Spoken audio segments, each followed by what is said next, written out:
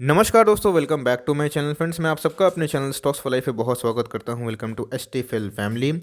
Dear family members, हम लोग अक्सर ये कहानी सुनते हैं कि राकेश झुनझुनवाला सर ने 3 रुपये का टाटा ने स्टॉक खरीदा था। आज उसकी वैल्यू करोड्स में है, खरब्स में है, मल्टी अरब्स में है। विजय केडिया साहब के बारे में दोस्तों आपने सुना होगा, बहुत ऐसे बिग बोल हैं। इवन वॉरेन बफेट के बारे में आपने सुना होगा कि भाई उन्होंने बहुत छोटे निवेश किए थे, आज उनकी वैल्यू बिलियंस में है। लेकिन दोस्तों बहुत ऐसे निवेशक हैं जो ये भूल जाते हैं कि फंडामेंटल अच्छे स्टॉक्स आज भी अच्छे थे, कल भी अच्छा रहेंगे और परसों भी अच्छा ही करेंगे। तो बहुत ऐसे अच्छे स्टॉक है दोस्तों जिसकी वैल्यू जनरली कम नहीं होती है और उनकी वैल्यूज़ 1000 में होती है, 2000 में होती है, 5000 में होती है। लेकिन यस, कुछ कुछ ऐसे स्टॉक्स भी होते हैं जो 500 के नीचे हैं, 200 के नीचे है। लेकिन बहुत से मेरे सब्सक्राइबर हैं जो नए जुड़ चुके हैं, वो बोल रहे कि सर कुछ ऐसे स्टॉक बताइए कि जिनकी वैल्यू 50 रुपये से कम हो, 30 रुपया, 20 रुपया, 15 रुपये के लगभग हो और वो मल्टी बैगर हमें इन फ्यूचर देखने को मिले। दोस्तों इस तरह का जनरली होता नहीं है, 100 में से 99 फेल हो जाते हैं। लेकिन फिर भी मुझे लगता है कि ऐसे 1 2 3 स्टॉक हैं जिसको आप होल्ड करते हैं तो चांसेस है कि पैसे बनेंगे। अब ऑफ कोर्स दोस्तों 1000 गुना, 2000 गुना, 5000 गुना बने कि नहीं बने, इसकी गारंटी थोड़ी कम है। बिकॉज जनरली आपने देखा जितने भी आईपीओ हमें लिस्टिंग होते हुए देखने को मिल रहे हैं, सबका प्राइस 300, 500, 1000, 2000 है। तो गाइस अगर आप 1990 का प्राइस सोचेंगे कि भाई 2021 में सेम प्राइस हो, ऑफकोर्स दोस्तों इन्फ्लेशन से वो बीट हो जाता है। इसीलिए जब राकेश झुनझुनवाला सर ने कोई कंपनी खरीदी थी, उसकी वैल्यू 3-5 रुपया जब शेयर की प्राइस थी दोस्तों, उससे आप कंपेयर नहीं कर सकते हैं। तो पेनी स्टॉक का पहला फार्मूला है कि भाई जनरली अच्छे नहीं होते हैं। और दोस्तों जो पेनी बन चुके हैं स्टॉक, वो जनरली ऐसे बिजनेस होते हैं जो कोलैप्स हो चुके हैं। लेकिन दोस्तों फिर भी 3 ऐसी कंपनियां हैं जो पैसा बनाने का दम रखती है। और दोस्तों मैं बताऊंगा कि आप उसमें कितना निवेश करके लॉन्ग टर्म में कितना वेल्थ क्रिएट कर सकते हैं। तो चलिए वीडियो को आगे बढ़ाते हैं। उससे पहले चैनल फर्स्ट टाइम है तो सब्सक्राइब कर सकते हैं इस तरह की क्वालिटी वीडियो को सबसे पहले एक्सेस करने के लिए। दोस्तों आज के दिन मैंने बहुत सारे रिजल्ट पोस्ट करे हैं। 2 स्टॉक में स्प्लिट हो सकती है, कौन से वो 2 स्टॉक है ज़रूर देखिएगा। और सैटरडे Q&A सीरीज दोस्तों बहुत ही इन्फॉर्मेटिव है। 26 मिनट मैंने इसमें टाइम स्पेंड किए हैं बस आपको सिखाने के लिए। 50 से 60 क्वेश्चन मैंने कवर किए हैं। तो ज़रूर दोस्तों इस वीडियो को देखिएगा और अपने नॉलेज को दुरुस्त करिएगा। Now without dealing any for time, let's begin. दोस्तों थोड़ा कंट्रोवर्शियल हो सकता है लेकिन मुझे माफ़ करिएगा, लेकिन दोस्तों मुझे लगता है कि IRFC का जो IPO था वो मल्टी बैगर हो सकता है। जी हाँ दोस्तों, मैं बोलूँ ऐसा मैं क्यों सोचता हूँ, इसके पीछे मैं दोस्तों 3 लॉजिक देना चाहता हूँ। सबसे पहले इनका वैल्यूएशन, दूसरा दोस्तों इनके स्ट्रॉन्ग फाइनेंशियल और तीसरा इनके मोनोपोली वाले बिजनेस। दोस्तों ये क्या करते हैं आपको पता है कि अभी फिलहाल में इनकी लिस्टिंग देखने को मिल रही है लेकिन फ्लॉप हो गए। क्यों? तो भैया मार्केट क्रैश है और दोस्तों 1000 पॉइंट निफ्टी करेक्ट हो चुका है। तो क्या मैं डर जाऊँ? ऑफकोर्स दोस्तों मुझे बहुत सारे लॉट्स मिले थे बिकॉज मैंने HNI कोटा से अप्लाई किया था, आपको बोला भी था। लेकिन दोस्तों मैं इसको लेके बहुत ही ऑप्टिमिस्टिक हूँ और मैं और खरीदूंगा अगर प्राइस गिरता है तो। बिकॉज 4600 करोड़ का दोस्तों ये मेगा IPO था, है ना। कोई छोटी मोटी IPO इन्होंने नहीं लॉन्च करी थी। और दोस्तों यस, IPO फ्लॉप हो गया। लेकिन SBI कार्ड का एग्जांपल देखिएगा, 8 महीने के बाद दोस्तों IPO का प्राइस बॉटम से डबल हो गया। यही होता है, पेशेंस मांगता है ऐसी कंपनी। 24 रुपये का है दोस्तों, कोई 1-2 रुपये का स्टॉक नहीं है। जैसे मैंने बोला कि आप 1990 का नहीं सोच सकते हैं भाई, 2021 थोड़ा चेंज हो चुका है। तो उस हिसाब से 24 रुपये का दोस्तों IPO IRFC बहुत ही मुझे फंडामेंटली स्ट्रांग लगता है। यस, अगर आपको लगता है कि आने वाले टाइम में बुलेट ट्रेन दौड़ेंगे, भारत में तरक्की होगी ट्रेनों की, इनकी पटरियों की, इनको फाइनेंस लगेगा, दोस्तों ये यही कंपनी करते हैं। इस बात का ध्यान रखिएगा। आपके पास मिला है तो कोई आपको लग रहा है कि आप अटक गए हैं, लेकिन नहीं दोस्तों, ये बहुत ही क्वालिटी स्टॉक है। आप 1 साल के बाद ज़रूर प्राइस को मीन्स पीछे देखिएगा और ज़रूर सोचिएगा कि यस मैंने एक अच्छा निवेश किया था। यस मार्केट ही क्रैश हो जाएगा तो मैं उसके बारे में नहीं बोलूँगा, लेकिन ऐसे स्टॉक दोस्तों पेशेंस चाहिए होते हैं। आप देख सकते हैं कि वो IPO छोड़ी दोस्तों 32,000 करोड़ की मार्केट कैप दिखाई दे रही है। इसका मतलब दोस्तों ये छोटी मोटी कंपनी नहीं, एक हाथी कंपनी है, लेकिन उसके जो शेयर प्राइस है काफ़ी सस्ते दिखाई पड़ रहे हैं। इंडस्ट्री पी की बात की जाए तो हमें दोस्तों आपको पता है कि मोनोपोली वाले बिजनेस दिखाई पड़ रहे हैं। ये जो प्राइस टू अर्निंग है दोस्तों जनरली ये नहीं है, बिकॉज आपको पता है कि जब इनकी लिस्टिंग हुई थी तो उस हिसाब से अगर आप कंपेयर करें तो आपको थोड़ी और कम देखने को मिलेगी। मोनोपोली वाले बिजनेस से सेगमेंट बहुत ही बेहतर है और ये जो कंपनी है दोस्तों बहुत ही बेहतरीन है। आप चाहें तो इसमें निवेश कर सकते हैं, आपके पास है तो होल्ड एंड कंटिन्यू करिएगा। यस, अगर आपको कोई डिप्स मिल जाए, मार्केट क्रैश अगर हो, मंडे की मैं बात बोल रहा हूँ, तो यस एक उठाने का मौका हो सकता है। आप चाहें तो इसमें निवेश कर सकते हैं। मुझे दोस्तों लगता है कि इसका फ्यूचर आने वाले टाइम में ब्राइट हो सकता है। दूसरे स्टॉक के बारे में डिस्कस करूँ दोस्तों तो भाई रेल विकास निगम लिमिटेड, दोस्तों ये भी एक ऐसी कंपनी है जो बहुत ही प्रोडक्टिव रही है, आने वाले टाइम में दोस्तों अच्छा कर सकती है। इनको बहुत सारे कॉन्ट्रैक्ट से मिलते हैं। तो रेलवे के जितने भी शेयर्स है दोस्तों, चाहे बात की जाए IRCTC, उसका प्राइस तो काफ़ी महंगा है, लेकिन क्वालिटी वाले स्टॉक हमें देखने को मिलते हैं। आरवीएनएल दोस्तों बहुत ही अच्छा स्टॉक है, आईआरएफसी बहुत अच्छा स्टॉक है। यस, थोड़ा स्लो भागता है लेकिन दोस्तों आपके पैसे को बढ़ाता भी है। तो इसमें इस बात की टेंशन नहीं है कि भाई अगर प्राइस क्रैश हो जाएगा, 1-2 रुपये तक आ जाएगा। ऑफ कोर्स नहीं दोस्तों, ऐसे नहीं होता है।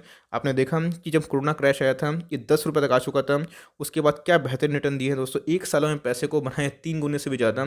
तो ऐसी पोटेंशियल वाली कंपनी जिसको गवर्नमेंट बैकअप देती है, तो उसमें घबराने वाली बात नहीं होती है। इसकी मार्केट कैप देखें दोस्तों तो ये हाथी नहीं है आईआरएफसी जैसा, लेकिन इसके प्राइस बैंड काफ़ी कम है। 6,000 करोड़ की मार्केट कैप है और आपको लगता है कि रेल इंफ्रास्ट्रक्चर में, रेल डेवलपमेंट में विकास होगा, तो इसमें भी दोस्तों आप निवेश कर सकते हैं। डिविडेंड दिल खोल के बांटती है, 3.5% का डिविडेंड दिखाई पड़ता है जो कि आउटस्टैंडिंग है। इंडस्ट्री भी कितनी की है दोस्तों, 22 की है, 22। ये आपको 9 के पी पे अवेलेबल है। इसका मतलब 1 रुपये कमाने के लिए महज 9 रुपये देना पड़ रहा है।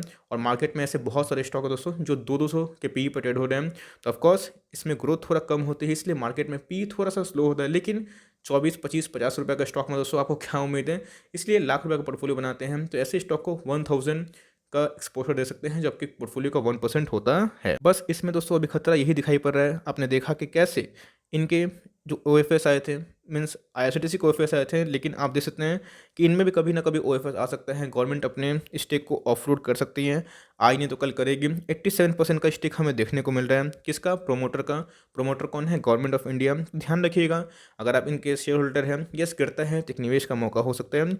Overall company is very good, लेकिन ध्यान रखिएगा दोस्तों इधर पे डेलर लोग एंट्री काफ़ी कर रहे हैं, तो हो सकता है कि प्राइस में अप एंड डाउन हो, तो इधर पे एक कॉशियस आप रह सकते हैं। But overall quality of the stock is very good and as long as I think कि भाई 30 रुपये के लगभग में ऐसा बहुत कम ही स्टॉक होता है जो इतना स्ट्रांग होता है। आप चाहें तो निवेश कर सकते हैं और चाहें तो इस रिस्क को अगर डाइवर्सिफाई कर पाएँ, प्लान कर पाएँ तो बेटर है। तो 30 रुपये का स्टॉक दोस्तों मेरे को लगता है कि ये भी एक अच्छा क्वालिटी लॉन्ग टर्म तक हो सकता है।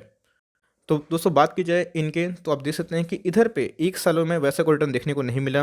कंपनी की लिस्टिंग के बाद एक कॉन्सोलिडेशन फेज में जा रहा था, उसके बाद कोरोना आ गया और उसके बाद एक बाउंस बैक देखने को मिला है। अब दोस्तों इसने ऑल टाइम हाई को ब्रीच तो कर दिया है, अब देखना बनता है कि कंपनी सस्टेन कितना करती है। मार्केट में तेज़ी है, लेकिन एक बार तेज़ी अगर थम सी जाए तब देखेंगे दोस्तों कि अल्टीमेट फंडामेंटल्स क्या है। बट ओवरऑल आपके पास है, होल्ड एंड कंटिन्यू कर सकते हैं।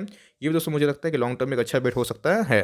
तो गाइस अब है तीसरा स्टॉक, ये बहुत सारे रिटेल इन्वेस्टर का फेवरेट स्टॉक बन चुका है। इसके बहुत सारे रीज़न है, ये अच्छे पैसे बनाए हैं दोस्तों इन्वेस्टर्स के। तो 14 रुपये का स्टॉक देखने को मिल रहा है। अभी रिसेंटली इनके स्टोर्स खुलने के प्लान थे और दोस्तों मैं इसको जनरली कवर नहीं करता हूँ, लेकिन 2025 दोस्तों इनका एक विजन मिशन चल रहा है, तो हो सकता है कि ये बहुत ही अच्छा कुछ कर जाएं। लेकिन डिस्क्लेमर दोस्तों, मैं अभी निवेश की राय नहीं दे रहा हूँ, बिकॉज देख सकते हैं कि स्टॉक 3 रुपये से कितना हो चुका है, 16 रुपये का दोस्तों ऑल टाइम हाई लगा चुका है। तो इसलिए आपको यहाँ पे थोड़ा कॉशियस होना चाहिए, क्योंकि ऑल टाइम हाई पे लेके या फिर उसके करीब लेके आपको एमओएस नहीं मिलती, मार्जिन ऑफ सेफ्टी, और जब वो स्टॉक गिरता है तो आप 1-2 साल तक कोई रिटर्न एक्सपेक्ट नहीं कर सकते हैं। इसलिए डिस्क्लेमर दोस्तों, मैं निवेश की राय नहीं दे रहा हूँ, अपना एमओएस फाइंड करके निवेश कर सकते हैं। लेकिन यस, कंपनी अच्छी है दोस्तों, मैं इस बात को गौर करने के लिए बोल रहा हूँ, क्योंकि आप देखिए मार्केट कैप की बात की जाए, ये भी एक छोटी कंपनी है दोस्तों, और कितना महज 14 रुपये का स्टॉक है। 7,000 करोड़ की मार्केट कैप दिखाई पड़ रही है। डिविडेंड भी दोस्तों बहुत दिल खोल के बांटती है। इतनी छोटी कंपनी दोस्तों, डिविडेंड इतना देना मीन्स मामूली बात नहीं है। इंडस्ट्री पी से दोस्तों अभी ये महंगी हो चुकी है, पहले ये इंडस्ट्री पी से सस्ती थी, यही मैं बोल रहा हूँ। अभी वैल्यूएशन थोड़े से या काफ़ी महंगे हो चुके हैं, तो इस बात को आप ध्यान रखिएगा, तभी दोस्तों अपने डिसीजन रखिएगा। एनीवेज अदर जो 2 स्टॉक थे, बात की जाए आईआरएफसी की और आरबीएल की, तो उनके अभी तक ओएफएस नहीं आए हैं, तो वही तलवार मुझे लटकती हुई दिखाई पड़ती है। बट ओवरऑल वो 2 स्टॉक भी अच्छा है और तीसरा स्टॉक भी दोस्तों काफ़ी अच्छा है। आप देख सकते हैं कि डिलीवरीज दोस्तों दिल खोल के ली जा रही है, इसका मतलब और फर्दर एक तेज़ी पॉसिबल है। तो आपके पास है, होल्ड एंड कंटिन्यू कर सकते हैं। Overall company is very good. तो गाइस इनकी प्रोमोटर होल्डिंग आप देखें तो 71% स्टेक प्रोमोटर्स के पास है। ये बहुत ही टॉप नॉच वाली बात है, और प्रोमोटर्स ने अपने स्टेक को कुछ टाइम से बढ़ाया है। एफआईआई और डीआईए दोस्तों अच्छे खासे स्टेक लेके रखे, लेकिन ये इधर पे रिटेल इंडिकेटर क्या काम कर रहा है दोस्तों, रिटेल इंडिकेटर अभी तक सबसे मैक्सिमम स्तर पे है, तो इस बात का आपको ध्यान रखना चाहिए। इसके दोस्तों बात की जाए, इंश्योरेंस कंपनी की एक भी स्टेक अभी तो दिखाई नहीं पड़ रही है, तो मेरी नज़र रहेगी कि कब इंश्योरेंस कंपनी इस पर नज़र डालें। दोस्तों मैं इसके बारे में बताऊँ तो इसके मल्टी फोल्ड बिजनेस है, ये केमिकल में भी काम करती है, कपड़े वाले बिज़नेस में भी काम करती है। तो दोस्तों इनके बहुत सारे बिज़नेस हैं। चलिए मैं आपको एक होमवर्क देना चाहता हूँ इधर पे कि इनके कौन-कौन से बिज़नेस हैं, एटलीस्ट यही गूगल में सर्च करिए और तभी दोस्तों एक आप सही लर्नर बनेंगे और तभी आप स्टॉक मार्केट में एक प्रो कंटेंटर बनेंगे। तो इनके प्रोमोटर होल्डिंग काफ़ी डिसेंट है, लेकिन वही देखना बनता है कि ज़्यादा स्टेक अभी खतरा भी लगता है भाई प्रमोटर का। पहले बहुत ही अच्छा होता था, लेकिन जब से जेएमएम फॉरवर्ड ने बाजी पलटी है, तो बहुत लोग थोड़ा-सा घबरा गए हैं, बट ओवरऑल स्टॉक की क्वालिटी में कोई भी कमी नहीं है। इसलिए देख सकते हो दोस्तों कितना ये स्टॉक अपने बॉटम से भाग चुका था और इधर से भाग ही रहा था। उसके बाद एक डाउन साइड ट्रेंड हमें देखने को मिला, लेकिन उसने भी ट्रेंड को ब्रेक किया। आप देख सकते हैं कि इस तरह दोस्तों लोग ट्रेंड फाइंड करते हैं और जैसे ही एक ब्रेकआउट हुआ उसके बाद दोस्तों बहुत ही सॉलिड ब्रेकआउट हुआ। लेकिन ध्यान दीजिएगा इधर पे निफ्टी कितना जा चुका था, 14,700 तक भी जा सकता था। तो देखना बनता है कि अभी ये कितना सस्टेन कर सकता है, क्योंकि दोस्तों जब मार्केट में एक बस चलता है, एक इन्वायरमेंट होता है तेज़ी का, तो बहुत स्टॉक भी भागते हैं, बट ओवरऑल कंपनी के वैल्यूएशन थोड़े क्या काफ़ी महंगे हुए हैं। इस बात का ध्यान रखिएगा और अपने वेल्थ का 1 से 2% से ज़्यादा निवेश मत करिएगा।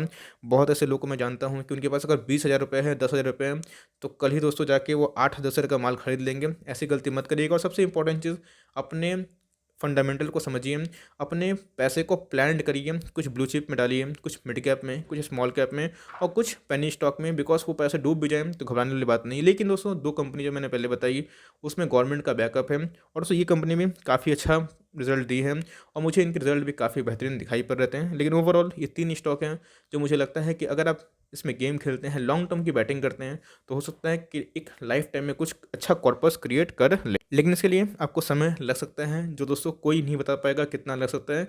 यस, थोड़ा लक भी मैटर करता है, पेशेंस चाहिए, लेकिन ओवरऑल ये तीनों कंपनी दोस्तों बहुत ही अच्छी है। आप चाहें तो पेनी स्टॉक के कैटेगरी में है, 30 के नीचे दिखाई पड़ती है, तो इस पर निवेश कर सकते हैं। लेकिन यस, डिस्क्लेमर, अपनी एमओएस स्ट्रेटेजी फाइंड करिएगा, मार्जिन ऑफ सेफ्टी, और मार्जिन ऑफ सेफ्टी लेवल पे लीजिएगा तो आपके डाउन साइड रिस्क काफ़ी कम है और अपसाइड बहुत ही ज़्यादा। So for timing that's the end of the video. I hope दोस्तों वीडियो आपके लिए हेल्पफुल है। अच्छी लगी तो एक लाइक दिल से कर दीजिएगा और चैनल फर्स्ट टाइम दोस्तों याद से सब्सक्राइब करना भी ना भूलें। फर्दर कोई डाउट है उसको ड्रॉप कर सकते हैं और कोई स्टॉक रिव्यू है उसका नाम भी ड्रॉप करिएगा। I would love to make a video on your demand. Guys मिलते हैं जल्दी ही, तब तक के लिए bye. Thanks for friends, God bless you all.